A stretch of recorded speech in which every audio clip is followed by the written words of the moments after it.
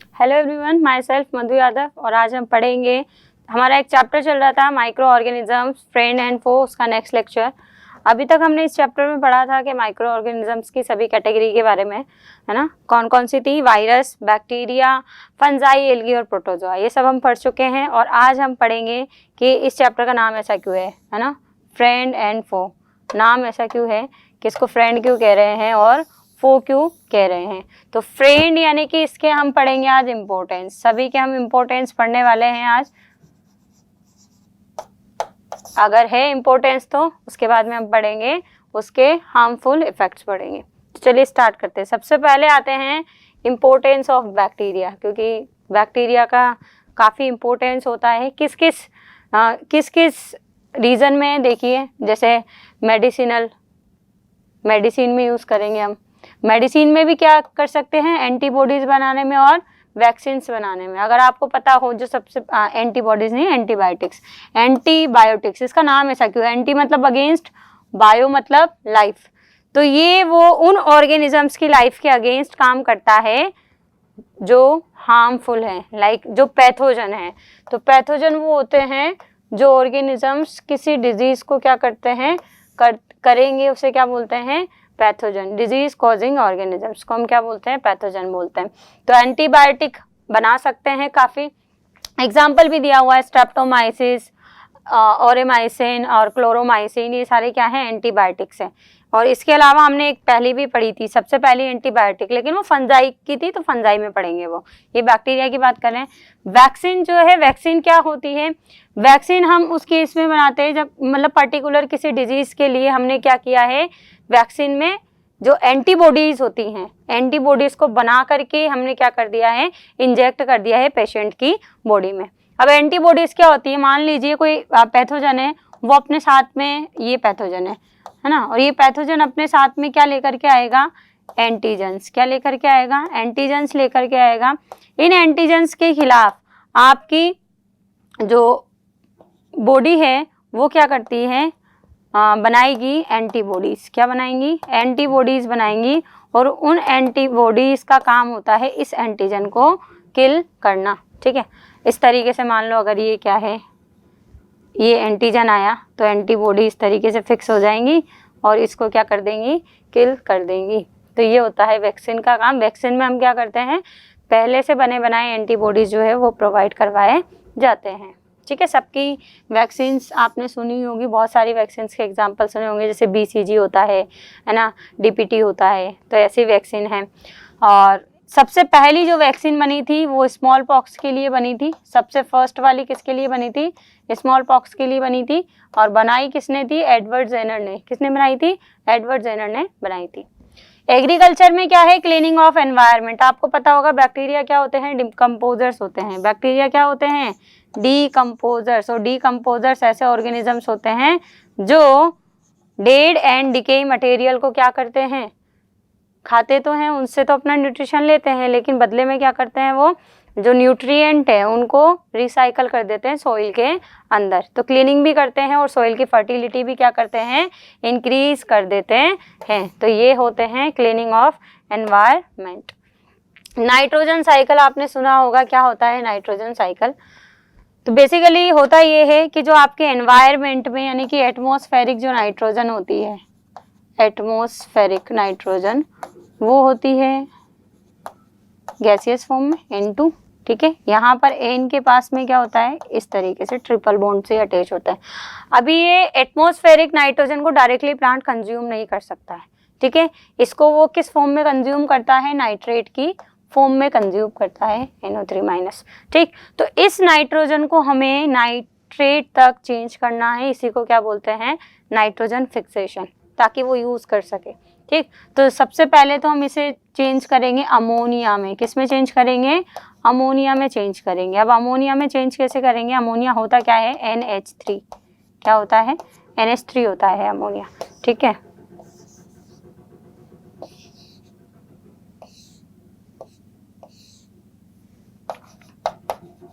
Ammonia NH3। तो सबसे पहले तो ये क्या होता है? इस तरीके से एक बॉन्ड टूटेगा, तो एक एक एक हाइड्रोजन, फिर सेकंड बॉन्ड टूटा, फिर एक एक हाइड्रोजन, और ये थर्ड बॉन्ड टूटा तो एक एक हाइड्रोजन। तो इस तरीके से ये बन गया NH3, ये भी क्या बन गया NH3। फिर हमने इसको चेंज करना होता है नाइट्राइट में। किस में चेंज करते हैं? नाइट्राइट में। फिर ये चेंज होता है नाइट्रेट में। अब ये जो प्रोसेस है ना, ये कुछ ऑर्गेनिजम्स करते हैं, है ना, नाइट्रोजन फिक्सिंग बैक्टीरिया। कौन करता है? नाइट्रोजन फिक्सिंग बैक्टीरिया होते हैं, और भी अदर ऑर्गेनिजम्स होते हैं। तो although nitrogen occurs to the extent of about 78%, आपको पता है एटमॉस्फेयर में इतनी मिलती है। Nitrogen occurs in dry substance of plant to the extent of 13% only. It is an essential constituent of protein, chlorophyll and protoplasm. Nitrogen आपने सुना होगा, जो अमाइनो एसिड्स होते हैं, अमाइनो एसिड्स मिलकर के क्या बनाते हैं? प्रोटीन बनाते हैं। प्रोटीन बिल्डिंग एलिमेंट होता है, कहीं ना कहीं वो मिलता ही है। तो नाइट्रोजन उसी का पार्ट होता है अमीनो एसिड का। Moreover, it is essential for growth, particularly of the leaves. During this process, the atmospheric nitrogen is fixed into organic combination such as amino acid, protein, nucleic acid, सब अलग अलग तरीके से बन जाएगा। और अमोनियम, ये NH4+ होता है, अमोनियम NH3 होता है अमोनिया, ठीक है, ये क्या है? Ammonium. As living organism die and decay inorganic nitrogen is liberated, the soil makes the main source of nitrogen for the plant. अब प्लांट तो किससे लेगा? सॉइल से ही लेगा, है ना। हमने क्रॉप प्रोडक्शन चैप्टर में पढ़ा था, न्यूट्रिएंट जो होते हैं वो सबसे ज़्यादा सॉइल से ही लेगा प्लांट। जैसे हाइड्रोजन, ऑक्सीजन और कार्बन तो वो कहाँ से ले लेगा? एटमॉस्फेयर से और वाटर से ले लेगा। बाकी कहाँ से लेगा? सॉइल से। तो हमें इसको चेंज करना है नाइट्रेट्स और नाइट्राइट्स में। चाहे पोटेशियम के हो सकते हैं, कैल्शियम के हो सकते हैं, है ना। इसी नाम जैसे फर्टिलाइजर आते हैं ना, वैसे ही तो आते हैं, अमोनियम नाइट्रेट, पोटेशियम नाइट्रेट। हमें उसको क्या प्रोवाइड करना है? नाइट्रेट प्रोवाइड करना है। तो यहाँ पर हम देखेंगे किस तरीके से नाइट्रोजन साइकिल होता है। स्टेप्स कौन कौन सी नाइट्रोजन साइकिल की? Biological nitrogen fixation. Biological nitrogen fixation का बिल्कुल साफ साफ मीन ये है कि यहाँ पर कोई ऑर्गेनिजम्स क्या होगा? इन्वॉल्व होगा। अब इन्वॉल्व होंगे दो टाइप के ऑर्गेनिज्म, कुछ तो होंगे फ्री लिविंग। फ्री लिविंग का मतलब है बस सोइल में रह रहे हैं, उनको और कोई मतलब नहीं है, बस वो नाइट्रोजन को फिक्स कर रहे हैं। प्लांट से उन्हें ऐसा कोई ज़्यादा एसोसिएशन नहीं बनाया है। एक होते हैं सिम्बायोटिकली बैक्टीरिया। सिम्बायोटिक एसोसिएशन वो होता है जब दो ऑर्गेनिज्म बहुत क्लोजली क्या हो? इंटरेक्ट हो और दोनों को क्या हो? बेनिफिट हो, तो उसे हम बोलते हैं सिम्बायोटिकली एसोसिएट होना। फ्री लिविंग बैक्टीरिया में कौन है? एजेटोबैक्टर है और क्लॉस्ट्रीडियम है। सिम्बायोटिक नाइट्रोजन फिक्सेशन क्या होगा? तो समटाइम्स द अमोनियम कंपाउंड यानी कि NH4+ are made available to the plant by nitrogen fixers. The base non-nitrogen fixing symbiotic bacterium is rhizobium. ये rhizobium बैक्टीरिया है, ये पूरा इसका नाम है। लेग्यूमिनोसेरम क्यों नाम है? क्योंकि ये किन में मिलता है? लेग्यूमिनस प्लांट्स में। किन में मिलता है? लेग्यूमिनस जो प्लांट्स होते हैं उनमें मिलता है। लेग्यूमिनोसी प्लांट की फैमिली का नाम है। किसका नाम है? ये फैमिली का नाम है। तो उस फैमिली के अंदर ये उनकी रूट्स के साथ में नोड्यूल्स बनाता है। क्या बनाता है? रूट नोड्यूल्स बनाता है और नाइट्रोजन फिक्सेशन करता है। लेग्यूम प्लांट्स में कौन एग्जाम्पल है? जैसे ग्राम पी, ग्राउंडनट बीन, है ना। लेग्यूम प्लांट वो होते हैं जिनमें जैसा जो फल होता है, फल मतलब फ्रूट पार्ट जो होता है, फली पोड बोल सकते हैं, उसमें सीड क्या होते हैं? इस तरीके से प्रेजेंट होते हैं। जैसे मटर में देखा होगा या दाल वगैरह में देखा होगा, है ना, पल्सेस में देखा होगा। तो इस टाइप का जो फ्रूट होता है उसे लेग्यूम फ्रूट बोलता है। ठीक। Blue green algae like Nostoc and Anabaena. Blue green algae, ठीक, ये है क्या? ये हम बताएंगे आपको कि ये प्रोकैरियोटिक है। क्या है? प्रोकैरियोटिक। हम आगे पढ़े, एल्गी में पढ़ा भी था हमने। ये क्या है? ब्लू ग्रीन एल्गी क्या होते हैं? ये एल्गी के अंदर लिखा दिया था, बट ये क्या है? यूनिसेल्युलर जो होते हैं ना, प्रोकैरियोटिक होते हैं, वो है ब्लू ग्रीन एल्गी। क्या है? Blue green algae. साइनोबैक्टीरिया बोला था हमने इनको। क्या बोला था? साइनोबैक्टीरिया। तो ये फोटोसिंथेसिस भी करते हैं। और ये क्या है? Example Nostoc and Anabaena also fix nitrogen symbiotically. ठीक है, ये भी सिम्बायोटिकली एसोसिएट होंगे। अमोनिफिकेशन क्या होगा? तो the dead remains of animals and plants are decompose through microbial activities, जो मैंने बताया था अभी, और क्या बन जाएगा? अमोनिया बन जाएगा। नाइट्रिफिकेशन क्या होता है? इस अमोनिया का चेंज होना। किसमें? नाइट्राइट में और नाइट्रेट में चेंज होना। ये अलग अलग बैक्टीरिया करते हैं, है ना। तो जो अमोनिया को नाइट्राइट में बदलता है उसका नाम है नाइट्रोसोमोनास, और नाइट्राइट को नाइट्रेट में बदलता है उसका नाम है नाइट्रोबैक्टर। ठीक। डिनाइट्रिफिकेशन क्या होता है, मान लो नाइट्रेट जितनी होनी थी उतनी यूज आ गई, लेकिन अब बची तो सही ना, उस नाइट्रेट को वापस से किस में चेंज कर दिया जाएगा, नाइट्रोजन गैस में कर दिया जाएगा, उसे बोलते हैं डिनाइट्रिफिकेशन। और इसे कौन करेगा, स्यूडोमोनास बैक्टीरिया का नाम है। ये पूरा एक साइकिल है। देखो इसमें क्या हो रहा है, एटमॉस्फेरिक नाइट्रोजन है। अब दो तरीके का है, ये लाइटनिंग वगैरह होती है तब भी क्या हो जाता है, हो जाएगा नाइट्रोजन फिक्सेशन, है ना। तो ये तो एक तरीके से फिजिकल प्रोसेस हो गया, लेकिन अगर बात करें ये सारे फिजिकल प्रोसेस हो गए, बट जो बायोलॉजिकल प्रोसेस है उसमें क्या है, ये देखो blue green algae in world seas and ocean, ये क्या करते हैं, इसको सोइल में मिक्स करते चले जाएंगे। नाइट्रीफाइंग बैक्टीरिया, अमोनियम सॉल्ट, है ना, dead organisms and faeces, plant and animal protein, ये सारे क्या है, नाइट्रोजन साइकिल का एक पार्ट है, जिसमें क्या होता है, दो तरीके से नाइट्रोजन फिक्सेशन हो सकता है। लाइटनिंग वगैरह होती है फिजिकल नाइट्रोजन फिक्सेशन, और अगर किसी ऑर्गेनिज्म के थ्रू होता है तो बायोलॉजिकल नाइट्रोजन फिक्सेशन। इन इंडस्ट्रीज में क्या है, तो बैक्टीरिया आपने सुना होगा लैक्टोबैसिलस, जो क्या बनाता है, कर्ड बनाता है, और चीज वगैरह में भी काम आता है। इसको लैक्टिक एसिड बैक्टीरिया भी कहते हैं। क्या कहते हैं, लैक्टिक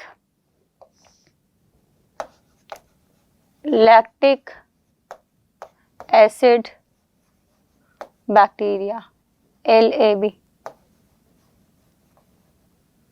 ये जो है क्या करेगा, मिल्क को कर्ड में चेंज करेगा। अदर एक्टिविटीज की बात करें तो हमने बताया था आपको, क्या आपके इंटेस्टाइन में एक बैक्टीरिया रहता है जिसका नाम है ई कोलाई। फुल फॉर्म तो ये है, मतलब पूरा नाम तो ये है इश्चेरिचिया कोलाई, बाकी इसको शॉर्ट में हम क्या बोल देते हैं, ई कोलाई। ये ह्यूमन के इंटेस्टाइन में मिलता है और क्या करता है, विटामिन B कॉम्प्लेक्स सिंथेसाइज करता है। कुछ बैक्टीरिया जो हैं वो हर्बीवोर के इंटेस्टाइन में भी मिलते हैं, जैसे काऊ, बफेलोस, है ना, वहाँ पर ये क्या करेंगे, एंजाइम प्रोड्यूस करेंगे, ओके, जो सेल्यूलोज को डाइजेस्ट करेगा।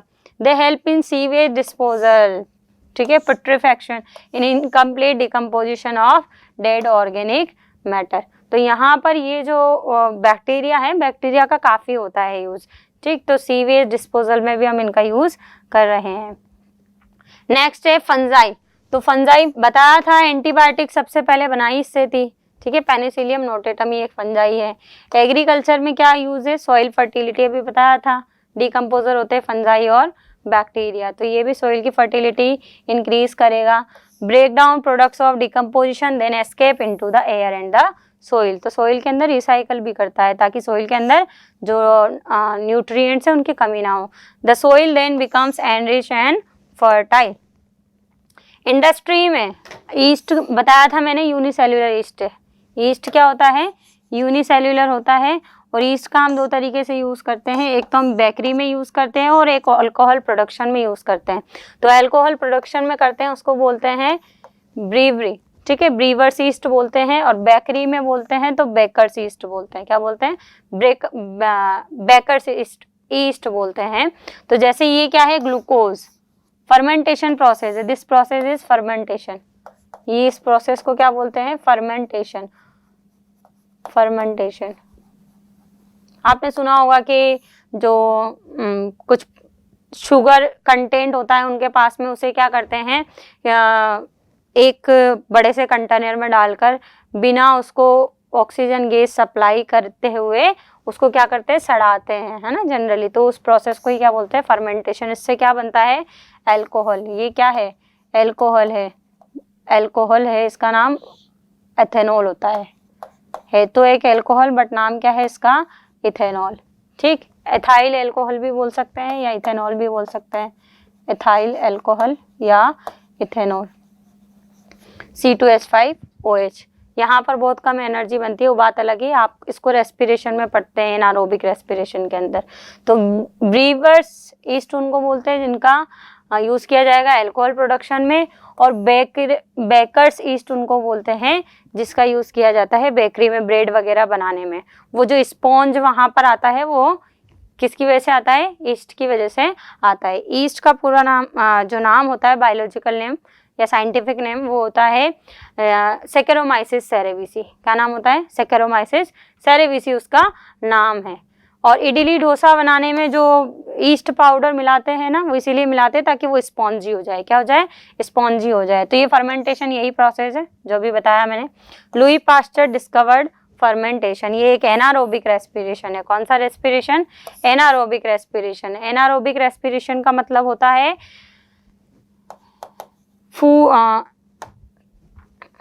Anaerobic respiration